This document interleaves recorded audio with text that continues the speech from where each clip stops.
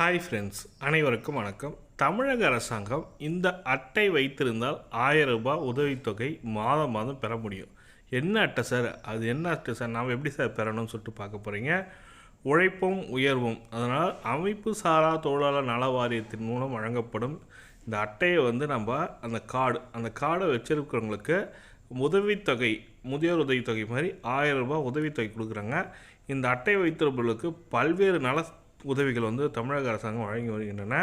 இந்த அட்டையை எப்படி பெறுவது, இதற்கு தகுதி என்ன என்பதை முழுமையான தகவல் தான் இந்த வீடியோவில் பார்க்க போகிறீங்க. வீடியோ ஸ்கிப் பண்ணாமல் கடைசி வரைக்கும் பாருங்கள். வீடியோ பிடிச்சிருந்தால் ஒரு லைக் பண்ணுங்கள், கூடிய சப்ஸ்கிரைப் பண்ணுங்கள். வாங்க வீடியோக்குள்ளே போகலாம். அனைவரும் எதிர்பார்க்கறது பார்த்திங்கன்னா, கலைஞர் மகளிர் உரிமை தொகையில் நம்மளுக்கு 1000 ரூபாய் வராதான்னு சொல்லிட்டு எதிர்பார்ப்பீங்க. இது மகளிருக்கான வழங்கும் 1000 ரூபாய் திட்டம்.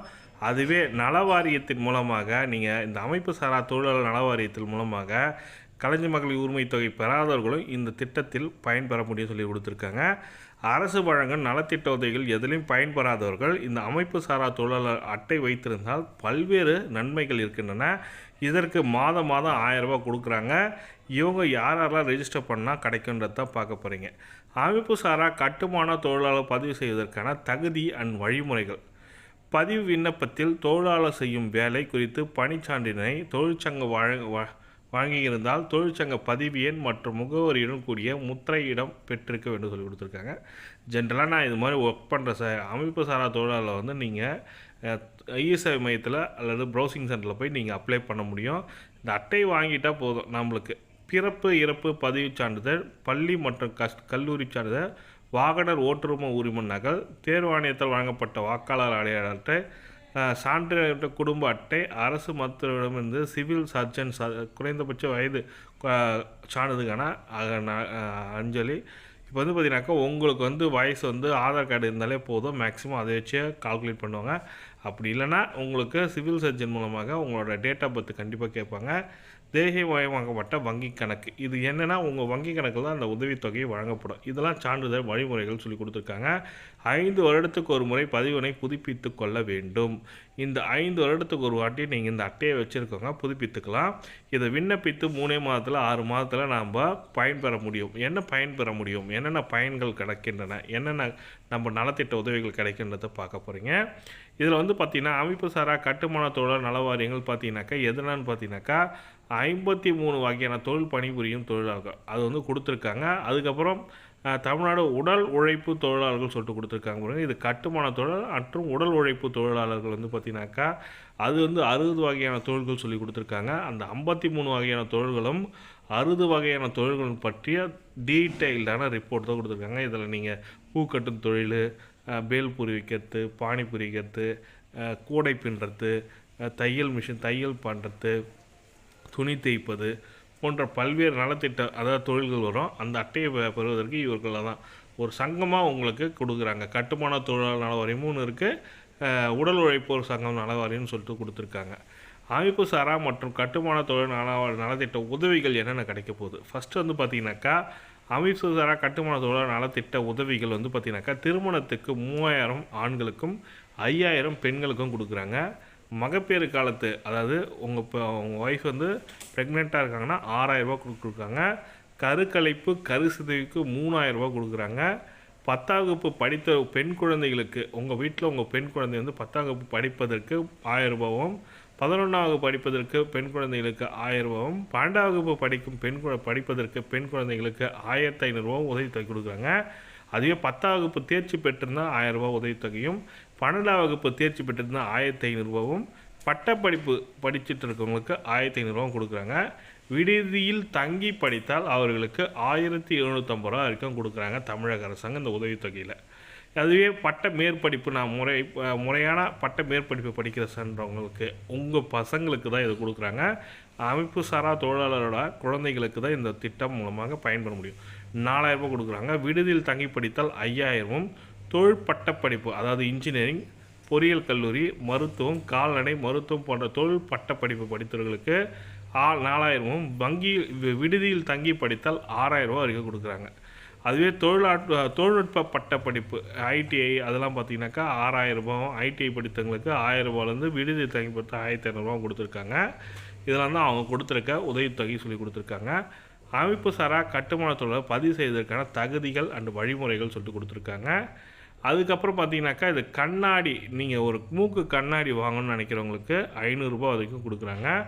ஓய்வூதியம், அதாவது நீங்கள் ரூ. 1000 பெறணும், மாதம் மாதம் ரூ. 1000 பெறுவதற்கான வயது வந்து பார்த்தீங்கன்னாக்கா 60 வயது நிறைவு செய்தவர்கள் முதியோர் உதவித்தொகை மாதிரி இது ரூ. 1000 வந்து கட்டுமான தொழிலாளர் நலவாரியத்தின் மூலமாக வழங்குறாங்க.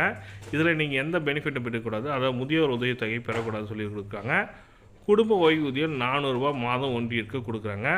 விபத்து மரணம், இதில் நீங்கள் எதனா இறந்துட்டிங்கனாக்கா 5 லட்சம் வரைக்கும் கொடுக்குறாங்க. பணியில் இல்லாத இடத்தில் விபத்து இறந்தால் 1 லட்ச ரூபா கொடுக்குறாங்க. நீங்கள் பணியில் இருக்கும்போது இறந்தீங்கன்னா 5 லட்சமும், பணியில் இல்லாத போது இறந்தால் 1 லட்ச ரூபாயும் கொடுக்குறாங்க. விபத்து மற்றும் ஊனமானவர்களுக்கு 1 லட்ச ரூபாவும், இயற்கை மரணத்துக்கு 20,000மும், ஈமச் சடங்குக்கு 5,000 வரைக்கும் கொடுக்குறாங்க. பதிவு செய்வதற்கான வழிமுறைகள் என்ன சார்? இதற்கு நீங்கள் பதிவு செய்யணும்னு நினைக்கிறவங்க விண்ணப்பதாரர்கள் 18 வயது முதல் 60 வயதுக்குள் இருத்தல் வேண்டும். தொழிலில் ஈடுபட்டுள்ளவர் என்பதற்கான சான்று, வேலை அளிப்பவருக்கான சான்றிதழ் கொடுக்கணும். உங்கள் பகுதியில் யாராவது நீங்கள் இந்த தொழிலாளர் நல வாரியத்தில் போய் அப்ளை பண்ணிங்கனாக்கா அவங்களே ஒரு ஃபார்ம் கொடுப்பாங்க. இந்த ஃபார்மை போய் உங்கள் மேஸ்திரிக்கிட்டேயோ இல்லை உங்கள் கான்ட்ராக்டர்கிட்டையோ ஒரு சைன் வாங்கிட்டாங்க, இது மாதிரி ஒரு தொழில் தான் செய்கிறாரு அப்படி சொல்லி சைன் வாங்கி கொடுத்தீங்கன்னா போதும், ஆட்டோமேட்டிக்காக அதை அப்லோட் பண்ணிக்கலாம். பதிவு பெற்ற ஒப்பந்ததாரர், கட்டுமான வாரியத்தின் மூலமாக பதிவு பெற்ற ஒப்பந்ததாரர் உங்கள் கூடிய ஒர்க் பண்ணுறவங்கக்கிட்ட ஒரு சைன் வாங்கி கொடுத்துடலாம். கட்டுமான தொழிலில் ஈடுபடும் அரசு அமைப்புகள் அல்லது நிறுவனங்கள், கட்டுமான வாரியம், பதிவு பெற்ற தொழிற்சங்கம் அப்படி சொல்லியிருக்காங்க. கிராம நிர்வாக அலுவலர்கிட்ட கூட நீங்கள் வாங்க முடியும் சைனு.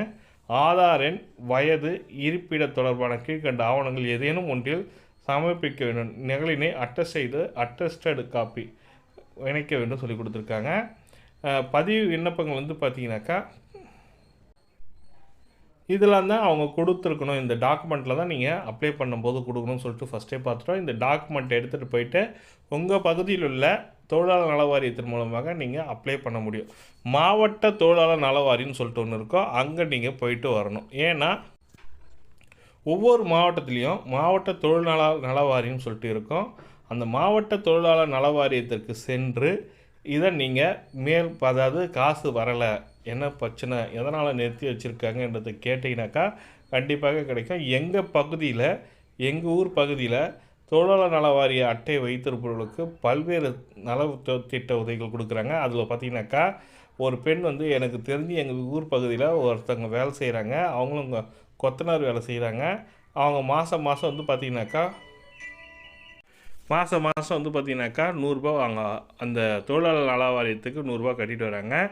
அவங்க குழந்தைகளுக்கு பள்ளி செலவுக்காக பள்ளி முடிச்சிருக்காங்க சார், அவங்களுக்கு 5,000 வங்கி கணக்கில் வர வச்சாங்க. எதனாலனா கல்லூரி முடித்ததற்காக தமிழக அரசாங்கம் கொடுக்கும் நலத்திட்ட உதவி. அது மட்டும் அல்லாமல் அவர்கள் உயர் படிப்பு படிப்பதற்கும் 6,000 வரைக்கும் கொடுத்துருக்காங்க. 2 குழந்தைகள் சேர்த்து 12,000 வரைக்கும் கொடுக்குறாங்க. அதே போல் 60 வயசு தாண்டியவர்களும் இதுக்கு இந்த திட்டத்தின் மூலமாக 1,000 உதவித்தொகை பெறுறாங்க.